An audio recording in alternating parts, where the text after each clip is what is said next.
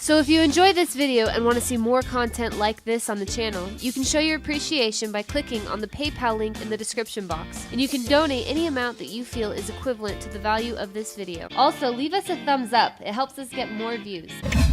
And the hits just keep on coming for old Huma Abedin and the Clinton crime family as the Clinton crime syndicate continues to crumble. Here's a quick video on Huma Abedin and how it's getting worse and worse and worse for her. The story gets worse for former top Hillary Clinton aide Huma Abedin.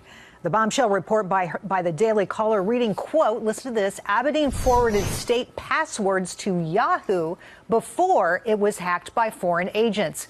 And here now, the investigative reporter who broke the story for the Daily Caller, Luke Raziak.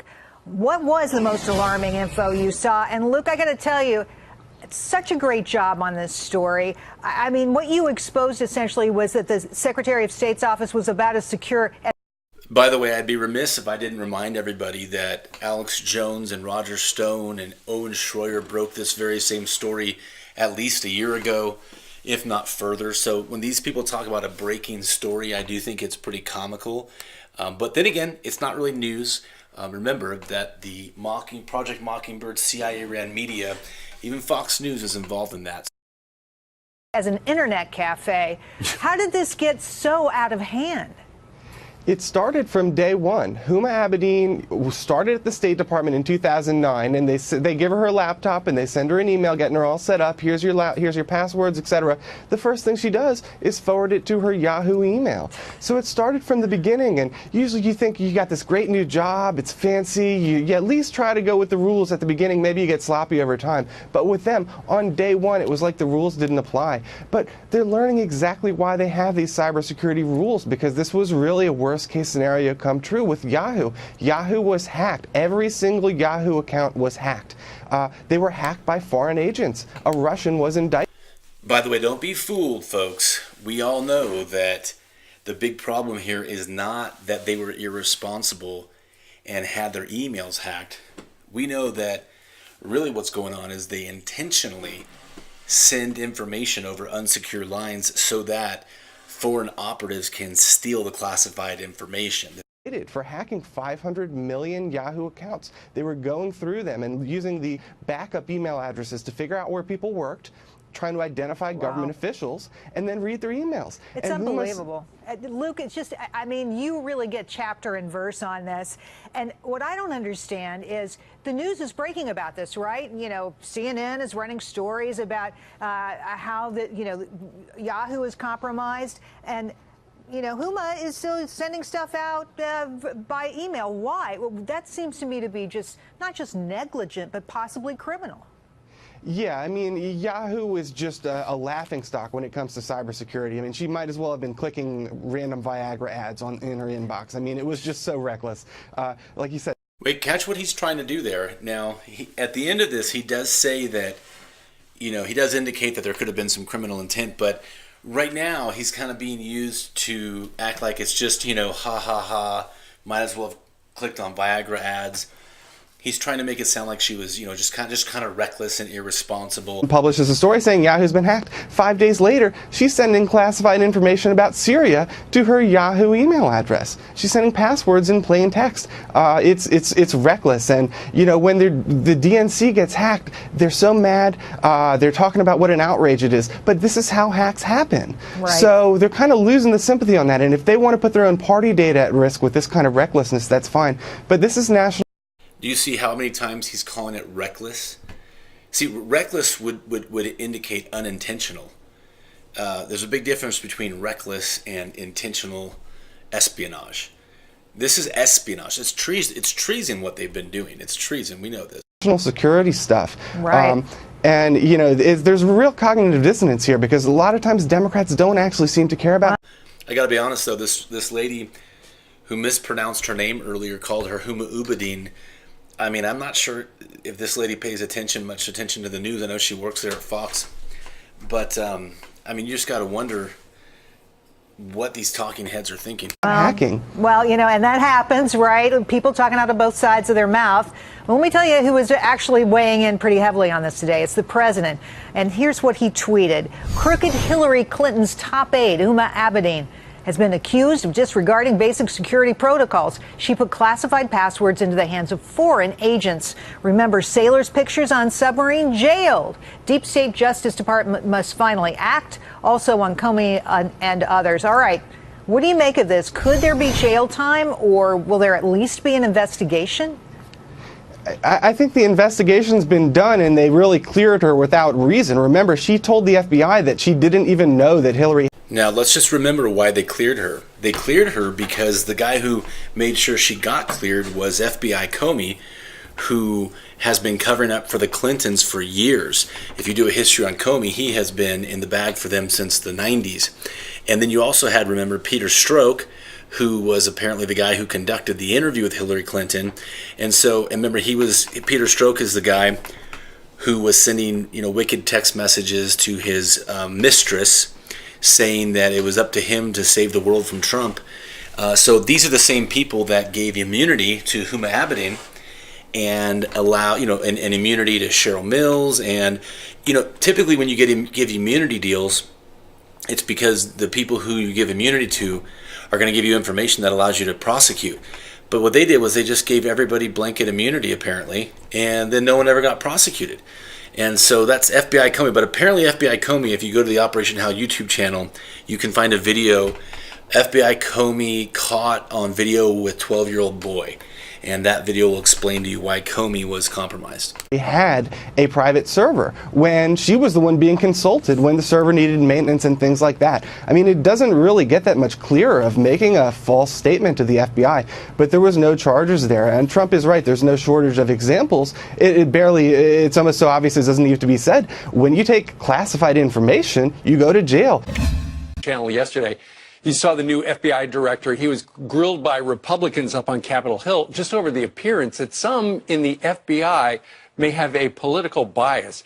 And then there's the news that apparently an assistant deputy attorney general, a man by the name of Bruce Orr, has been removed from his job because apparently he had undisclosed contact with the firm that did the dossier, that Fusion GPS, along with Chris Steele and the founder as well. The question is, why did Devin Nunes, why did he have to subpoena him to get information?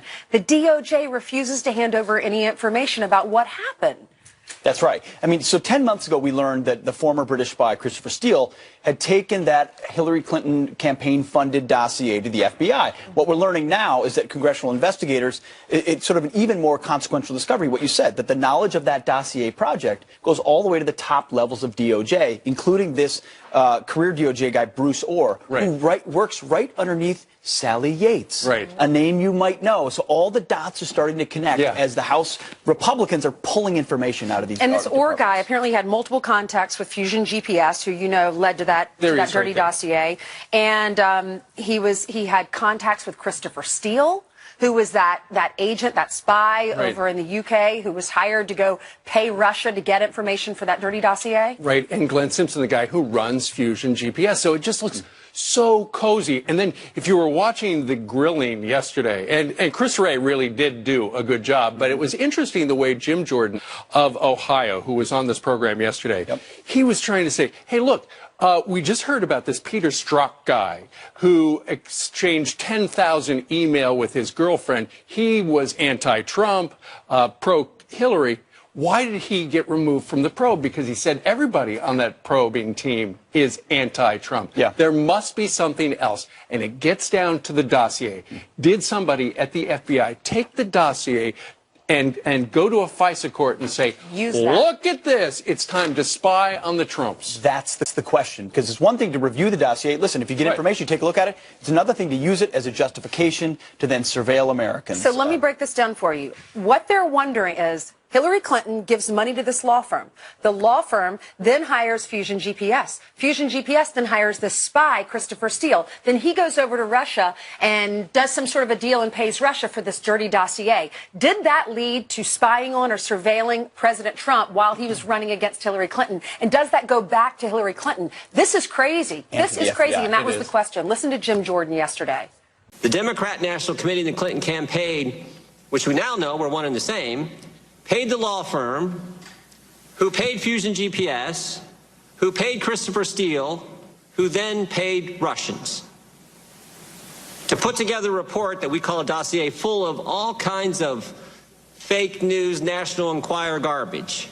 And it's been reported that this dossier was all dressed up by the FBI, taken to the FISA court, and presented as a legitimate intelligence document, that it became the basis for granting a warrant to spy on Americans.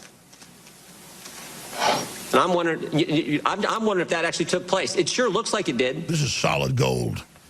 And the easiest way to clear it up is for you guys to tell us what was in that application. You're all who screwed. Took it there. The whole globalist house of cards on Russiagate is coming down. The Democrats are eating their own. They're resigning en masse. This is a huge, huge time to be alive right now.